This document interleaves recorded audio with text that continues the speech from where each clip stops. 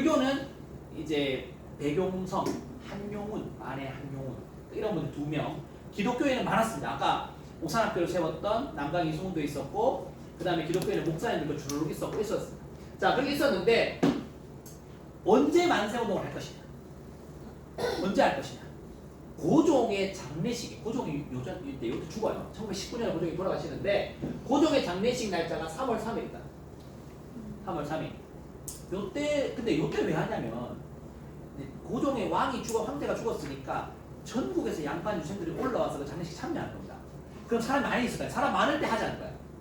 근데 3월 3일에 하려고 보니까 그날은 3월 3일은 장례식인데 우리 시민들이 너무 들고 일어나면 그거는 마지막 가시는 분이 예의가 아니다. 하루만 땡기자. 언제? 3월 2일에 하자. 근데 3월 2일이 일요일이야. 그래서 기독교인들이 반대를 한다. 예배를 줘야겠다. 하루만 더 땡기자. 그래서 3월 1일 토요일 날 한 겁니다. 이해가시나요? 자, 그래서 3월 1일 토요일 날 한 겁니다. 대구는 딱 일주일 후에 3월 8일 날 만세운동을 합니다. 대구는. 부산은 3월 11일 날 부산진 일신여학교에서 시작합니다. 부산진 일신여학교가 오늘날의 동네 여자고등학교. 동네 여고에 가면 지금도 만세운동 그런 게 있습니다. 자, 그런 게. 자, 그래서 각 지역마다 날짜는 달라요. 날짜는 다른데, 자, 그래서 고종의 인산일을 기준으로 했고, 국내 학생들, 왜 학생들이냐면 학생과 교사, 요때 교사는 한국인 교사들. 그리고 요때 학교는 대부분 미션 스쿨에 다니는 학생들. 미션 스쿨이 뭐냐면 기독교 계열의 학교. 기독교 계열의 학교. 그러니까 부산 같으면 부산진 일신여학교, 대구 같으면 개성학교 신명여학교, 광주 같으면 수피아 여학교와 그러니까 그 각 지역마다 기독교에서 세운 학교도 있었거든요. 이사벨은 그때 안 세워졌어요. 대레사이고 이건 천주교고, 이사벨은 이제 기독교고 이런데 그런 그때 없었고, 부산은 이제 일신여학교가 시작이었고, 그 다음에 순천에 가면 매산, 다 기독교 학교들입니다. 목포에 가면 정명여자고등학교, 그러니까 서울에 가면 이화, 배재, 전 기독교 학교들이잖아. 그러니까 이런 데서 시작하는 겁니다. 그러니까 시작을 해서 이게 대중적으로, 그러니까 학생들과 우리나라 교사를 시작해서 시민들이 합세한 비폭력이었죠. 일단 만세 외치고, 그 유관순이 내려갔던 것도 이화학당 학생이었던 유관순이 이화학당이 만세운동하니까 학당이 휴교를 한 겁니다. 그러니까 독립선수 들고 자기 고향이었던 아우네 장터로 내려갔던 거죠. 천안으로 내려갔던 거고, 거기서 만세하다가 이제 엄마 아빠 다 죽으시죠. 죽고 유관순도 체포되고, 이제 나중에 유관순을 이제 다른 친구들 대부분 거기서 이제 풀려나가는데 유관순 이제 끌려갔죠. 서울 서대문 공소까지 끌려갔죠. 자, 그 다음에 간도, 연해주, 일본 미주정지로 확산되었다. 곳곳에서 이제 만세운동이 일어납니다. 초반에는 비폭력인데 나중에는 일본이 우리를 막 너무 폭압적으로 대하니까 우리도 같이 폭력적인 게 있긴 있었습니다. 100% 없었던 건 아닙니다만, 자, 그 결과 일본이 어떻게 했다? 세게 눌렀을까 일본이 여러분? 아니면 쟤들 무섭네 하고 쫄았을까? 세게 누릅니다. 헌병 경찰을 동원해서 무차별하게 폭압적으로 눌러버립니다. 민간인 학살은 그 중에 대표적인 학살이 화성, 경기도 화성이죠. 화성 제암리 학살 사건이에요. 제암리 학살 사건. 제가 여기 스코필드 박사라고 써놨죠. 제 책에 스코필드 박사가 나옵니다.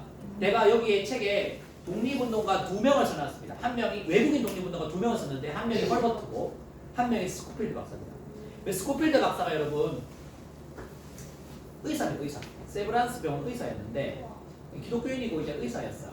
근데 의사였는데 소아마비가 있었어. 스코필드 박사가. 소아마비가 있어서 다리가 좋지 않았어요. 이렇게. 좋지 않았는데 그 당시에 이제 외국인이고 하니까 일본인들이 외국인 함부로 못 하잖아요. 그런 상황에서 또 미국이 그 스코필드 캐나다 쪽인데, 그래서 스코필드가 어떤 중요한 역할을 하냐면 일본이 그 막 우리를 폭압적으로 하는 거, 또는 서울 한복판 시내에서 만세운동 하는 거 스코필드 사진 다 남기고, 사진 다 남겼고, 제암리 학살이 났을 때 그걸 사진에 다 담았어요. 제암리 학살이 제암리 교회가 있어요. 안성 교회처럼 교회 안에 사람들 다 불러 모았어. 그리고는 일본이 그 문을 막고 창문을 막고 그 교회 불을 질러가지고 다 죽여버려. 다 죽여버리면 그러면 사람들이 막 필사적으로 창문을 깨고 나오려 하겠죠. 나오면 총쏴. 그래서 제암리 가면 죽은 사람 수십 명의 무덤이 하나의 무덤이 되어 있어요. 그 제암리 대표적인 학살인데, 그 재앙리 학살의 모든 현장을 다 찍었습니다. 사진으로. 그 죽이는 순간에는 없었고 죽이고 얼마 안 돼서 도착을 해요. 여기 화성이 도착을 해서 그걸 다 찍었어. 그리고 그걸 세계에 알렸습니다. 그러니까 일본이 그동안 세계 언론에 일본이 여론을 어떻게 펼쳤냐면 조선은 우리하고 잘 지내고 있고 이렇게 했는데 실상 아니라는 게 다 드러나버리거든요. 그래서 스코필드 박사가 이것 때문에 일본한테 곤욕을 치렀지만 나중에 쫓겨나기도 하지만 훗날 다시 돌아옵니다. 또. 자, 헐버트도 그렇고 스코필드도 공통점이 뭐냐면 해방 후에 쫓겨났다가 해방 후에 다 돌아옵니다. 그리고 마지막은 다 우리나라에서 살아가죠. 우리나라에서 돌아가죠. 스코필드는 외국인 중에 유일하게 국립현충원에 안장되어 있습니다. 헐버트는 아까 양화진 외국인 선교사 묘역에 묻혀 있다면 이분은 외국인 중에 유일하게 그 독립운동가 현충원에 거기 모셔져 있죠. 스코필드의 묘가. 그만큼 근데 그 당시에 대부분의 외국인 선교사들은 여러분 3.1운동을 반대했습니다. 그리고 3.1운동에 참여를 안 합니다. 왜냐면 미국 정부에서 뭐라고 하냐면 미국이나 본국에서 그 나라의 정치는 참여하지 말고 선교 이런 것만 해라 이런 거야. 그랬는데 이 헐버트라든가 스코필드는 우리가 이 나라 사람들을 위해서 온 거 아니냐.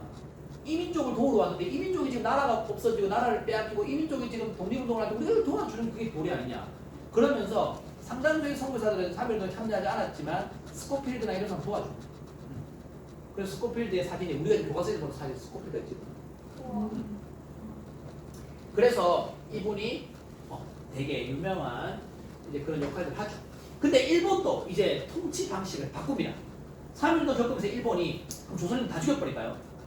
부려먹어야 될 거 아니야. 여러분 북한이 탈북자를 잡아오면 죽여버립니까? 물론 죽인 사람도 있습니다. 그러나 안 죽이고 어떻게 해요? 광상한테 보내가지고 막 상어 같은 거 일시키죠. 왜? 부려먹어야 될까 노동력으로. 다 죽인다고 대수가 아닌 거야. 그런 것처럼 일본 통치만 바꿉니다. 아 조선인들 가만히 요 수색들 이렇게 하니까 안 되겠네. 어떻게 그러면 이제 구슬리는 거죠.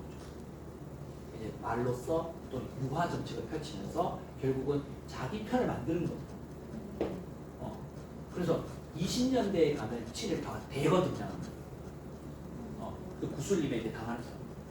그래서 결국은 일본의 통치 방식이 무단 통치에서 뭐로 문화한 통치를 바꿉니다. 그리고 의 및 영향 봅시다. 자, 민족의 영향을 통일했다. 3.1운동의 영향인 거야. 자, 민족의 힘을 이런 계몽주의자들, 복벽주의자들, 왕복시키는 의병 이런 모든 힘을 통일해서 일으킨 어떤 3.1운동이었다. 영향, 중국의 5.4운동에 영향을 주었다. 중국의 5.4운동, 중국의 3.1운동 같은 겁니다. 5.4운동이. 그런 거에 영향을 주었다.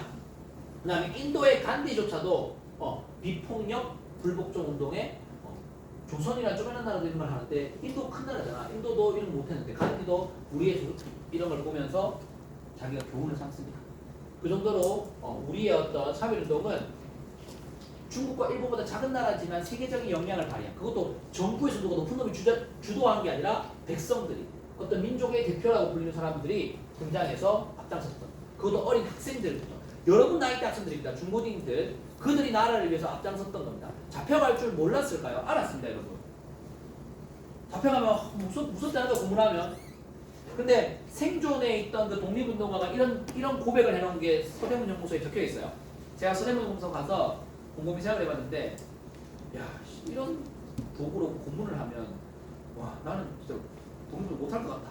난 혼자 그런 생각을 했었어. 근데 그 어떤 할머니 여자분이 그렇게 해놨어요. 고문 당하는 게 그걸 생각해서 무서우면 독립운동 못하지 하면서 그거 알지만 하는 거예요. 왜? 그것이 옳기 때문에. 와 부러웠어. 엄청 부러웠어. 왜냐면 난 여러분한테 가르치고 있지만 나는 그럴 수 있었을까? 그 시대에 살았을까? 난 친일파 되지 않았을까? 아닐까? 나는 그냥 숨어 사는 그냥 평범한 사람이 되지 않았을까?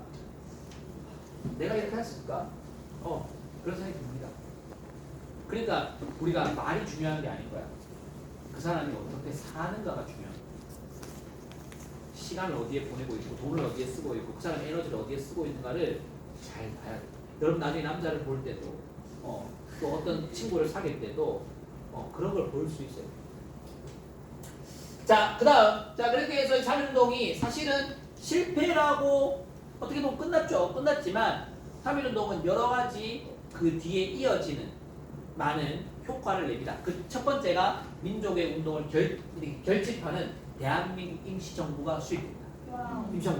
임시정부가 사실 여러 군데 생깁니다. 한성정부라 해서 서울에서 생기고요. 상해에도 생기고요. 저기 만주에도 생기고요. 미국에도 막 생깁니다. 근데 특이한 거는 그 모든 지역에 그래서 각자 생기는데 거기에 등장하는 공통된 인물이 한 명씩 다 들어갑니다.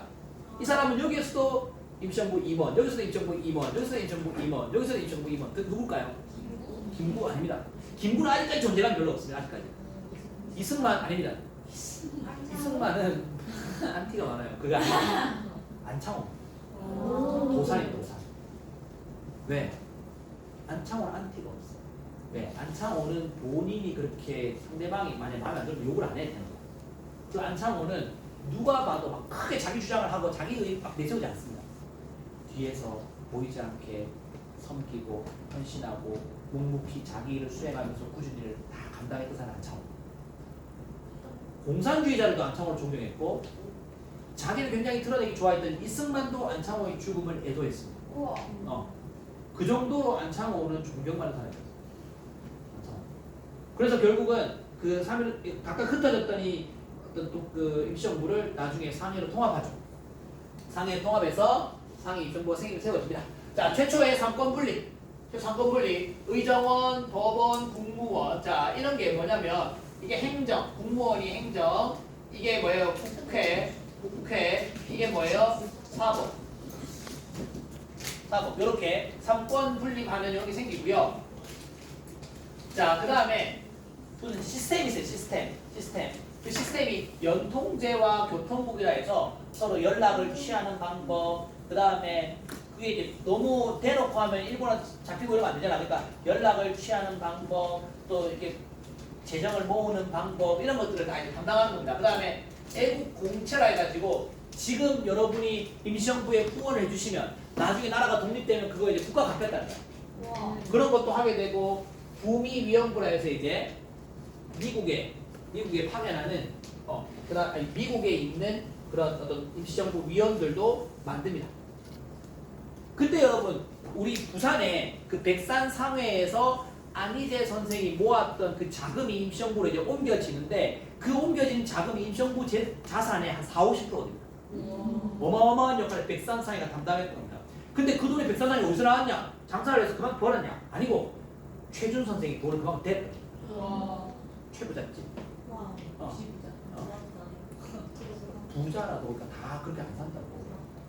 그 최부잣집에서 그만큼의 돈을 댔던 거죠. 자, 그런데 이승만이 여기서 아주 특이한 일을 벌입니다. 이승만이. 자, 그래서 임시정부가 19년에 만들어지고 임시정부가 이어져 오고 있는데 각각의 스타일이 달라. 다 독립운동을 하는데 이쪽 독립운동은 야 싸우자! 군대 만들어 싸우자는 쪽이고 이쪽은 뭐냐면 아직은 아닙니다. 공부 좀 합시다. 실력 양성론자라고 해요. 학교를 세우자 실력 양성. 이쪽은 이도 저도 아니다. 지금 우리가 실력 언제 양성해서 독립해? 언제 싸워서 이길 수 있겠어 일본을? 미국이나 서양 열강의 도움을 얻어야 된다. 외교로 오잖아. 이게 다 이런 세 스타일이 있단 말이야. 이 스타일이 서로 잘 안 맞았어요. 안 맞아 있었는데 이승만이 임시정부의 대통령이 됩니다.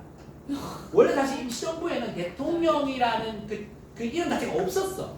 근데 이승만이 미국의 대통령 체제를 봤잖아. 자기가 무조건 대통령 직책에 있어야 돼 가겠다 이거야. 그래서 이승만이 아무튼 오게 됩니다. 안 와도 될 텐데 왔습니다. 와서 이승만이 왔는데 다른 많은 그 사람들과 이렇게 화합하고 엮어가고 좀 이렇게 예를 들면 의견을 다 들어도 여러분 그거 전체를 이렇게 좀 이렇게 뭐랄까 통합할 수 있는 그게 진짜 리더십이거든요. 그게 이승만은 안 됐어요. 그러니까 진짜 좋은 리더십은 서로 의견이 달라도 이걸 전체를 좀 조화롭게 통합하면서 서로 양보하면서 그 전체를 하나로 끌어낼 수 있는 그런 리더십이 필요하거든. 근데 임시정부가 사실 그게 잘 안 됐습니다. 이승만 잘못이 아니라 다 잘 안 됐습니다. 그런데 이승만이 대통령이 있었어. 근데 무슨 사건이 벌어지냐면 1923년도에 국제연맹 청원 사건이 벌어집니다. 자, 이게 뭐냐면 지금은 유엔이라는 국제연합기구가 있죠. 근데 1차 대전 끝나고는 국제연합기구라는 유엔이 없었고 1차 대전 끝나고 국제연맹이 있었고 2차 대전 끝나고 유엔이 등장합니다. 국제연합이. 그러면 그 당시에는 세계에서 가장 이제 힘 있는 단체 국제 연맹인데 거기에 청원 사건 이게 뭐냐면 이승만이 뭘 했냐면 이런 거죠. 지금 나라를 우리가 빼앗겨서 안 뺏겼어? 지금 빼앗겼잖아. 지금 10년에 뺏겼잖아. 근데 그럼 독립운동을 이제 막 하려고 하면서 이제 모였잖아. 근데 이승만이 국제연맹에 우리 대한민국의 운명을 넘기는 거야. 청원장 부탁하면 국제연맹이 좀 알아서 좀 잘해주세요. 그런데 이걸 보고 반대 신채호가 쌍욕을 합니다.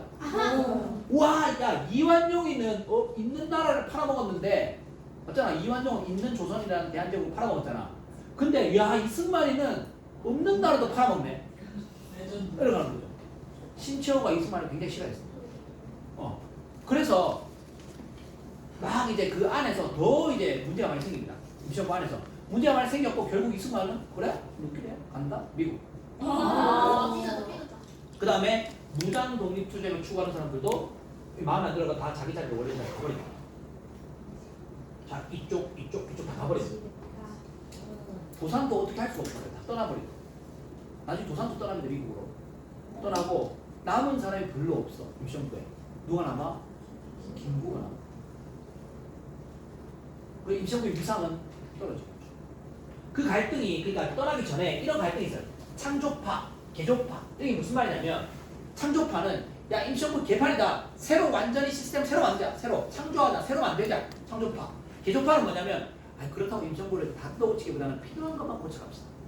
개조파. 고치지 않아요. 개조파는. 개조파의 안창호, 창조파의 신채호.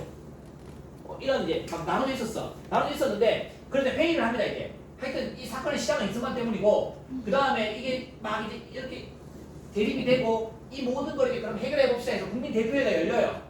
23년에 열렸는데 이게 결렬이 됩니다. 결렬됐다는 것은 합의에 이르렀다, 못 이르렀다, 못 이르렀다. 각자 자기들 바꿔요.